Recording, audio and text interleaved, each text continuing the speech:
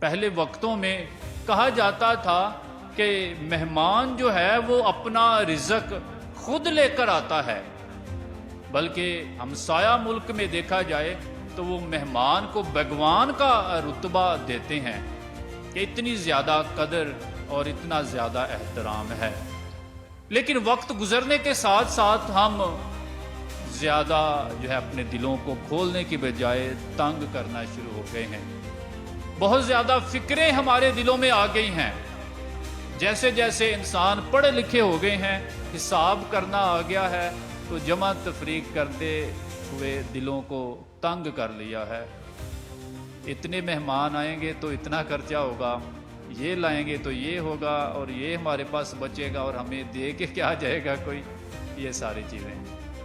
تو ہم جو ہے وہ سودے بازی کرنے میں آ جاتے ہیں، فائدہ نقصان دیکھنے میں آ جاتے ہیں۔ حالانکہ کبھی بھی جب ہم کسی کے لیے کوئی کھانا کھلاتے ہیں، کوئی خدمت کرتے ہیں، تو کبھی بھی یہ رائے گاہ نہیں جاتی ہے۔